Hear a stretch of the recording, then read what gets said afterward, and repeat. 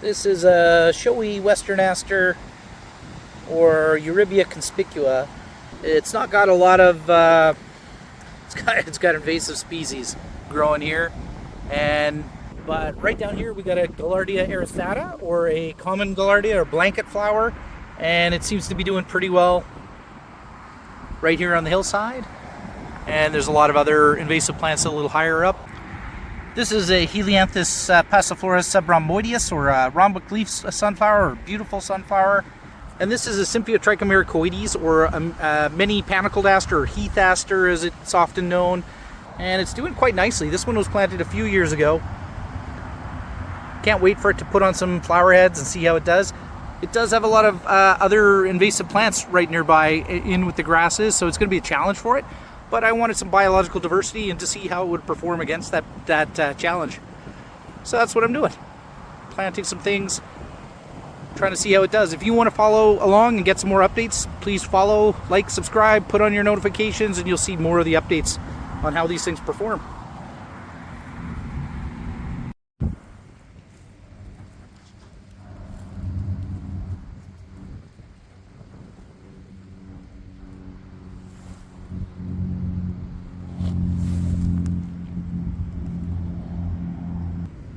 I planted that grass. I can't remember what it is. I guess we'll have to wait and see what it is later on. But I definitely planted that grass. Could be big blue stem, could be a handful of other things. Something a little bit more moisture loving because I planted it closer to the water. Check back, we'll find out what it is together. I also planted this guy. This is a Bebb sedge. It's doing pretty well. The lime green color one is a nice Bebb sedge. I planted this Bebb sedge. We'll see how it does here. It looks like it's getting established, and that's a good sign. We'll see how it does later in the year. This is a Phacelia sericea. It is more of an alpine species, but I planted it here. It's a pretty nice flower. We'll see how it does. And I'm just kind of experimenting to bring more biodiversity here, see what happens. This is a harebell. I think that this is going to get nicely established here. It's got nice fine foliage. I think it's going to put on good growth and seed, and then once it reseeds, we'll get it in a bunch of other places, which I think is good. And I hope it gets established. It's a heavy reseeder. It's not as long lived usually, but it's quite attractive. I think it's gorgeous. Can't wait for this one to come back up. I planted this last year.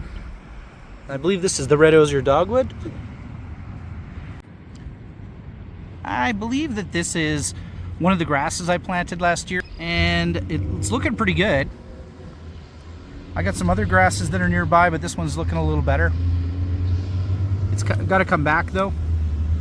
We'll see how it performs as the season goes on. Like, comment, share. As you can see, there's some poop from the geese. This is the Phacelia sericea. It's quite an attractive alpine species. You can see that it's starting to flower, but it's already kind of flowering, which is kind of cool. I can't wait for it to kind of dry out a little bit. It's been very wet lately, which is not really what it likes. It likes well drained and drier and a little tougher environment. So we'll follow this along and see how it does. Can't wait to see how the flowers open up too. I'm excited. This is a location with some grass right here that I planted last year. Don't know what it is yet. We'll have to see it when it comes back. Also got a Phacelia sericea that's there. This is the harebell, the Alaskan harebell. It's doing quite nicely here. It looks like it's going to be well established, probably flower this year. I'm excited to see how that one does. 1, 2, 3, 4, maybe 5 possible stems that are already elongating. We'll see what that's like at the end of the year. Like, comment, subscribe to see some of the flowers later on in the season. This one was planted a couple of years ago. You can see that it's got some of the smooth aster, or sorry, the smooth blue aster that's there, like this nice guy that's kind of piggybacking, and you can see a nice stem there, another couple of stems over there, and it's piggybacking on the Agastache foeniculum, or the Anise Hyssop, right by a grass that I planted. Looks like, I'm not sure how well that one's doing or not. We'll see later on in the season after it gets established a little bit better. I think it was planted last fall. And it's also really close to the Rhomboid-leaved Sunflower. I planted this last year. It flowered last year. There's now 3 stems here for this guy. pretty excited about it. Can't wait to see it expand. I hope it gets well established and continues to do a lot more in the site and with the site, so that we can establish that there's... This is a willow. It looks like a Bebb's willow that was planted just this last spring on a peat plug. It's a little higher than I would like it to be, but it looks like it's going to get established because we had a lot of moisture. It's leafing out, and that's the important thing. The roots will start going out and be able to find moisture on their own. This is another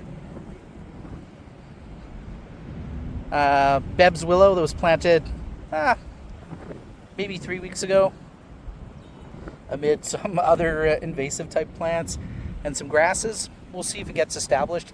It's got a bunch of leaves that have come out, which is really important for it to compete. It's got a bunch of extra stems that are coming out below. It's kind of a bushy, shrubby type willow. And I have every reason to believe that this is going to do well once established. It needs to get those solar collectors out, get some sunlight, push more roots out, and it should be fine. And This is a golden currant. Important thing to remember about this one is it's going to put on a lot more root growth and hopefully shoot growth to get above the grass here, so that it can compete for water and sunlight. Those are the important things. It's got a good chance there. It doesn't have a lot of weeds built up around it. It does have some grass. I'll have to keep those things down for a while, but if it gets above the grass, it'll be fine on its own, but it might take a year or two to get there. So I'm going to try to help it along, see what happens. This is a golden currant. Important thing to remember about this one is it's going to put on a lot more root growth and hopefully shoot growth to get above the grass here, so that it can compete for water and sunlight. Those are the important things. It's got a good chance there. It doesn't have a lot of weeds built up around it. It does have some grass. I'll have to keep those things down for a while, but if it gets above the grass, it'll be fine on its own, but it might take a year or two to get there. So I'm going to try to help it along, see what happens. That right there is a golden currant. It is planted, not particularly well, but looks like it's getting established, and that's the important thing. There's geese that are right nearby too, and as long as it gets rooted out and gets above the grass competition. This is yet another golden currant. It's planted here, needs more shoot growth and root growth to get established, get above the competition, but I'm hopeful it'll do that. We'll see what happens. Might need a little bit of weeding around here, but I'll check in on it.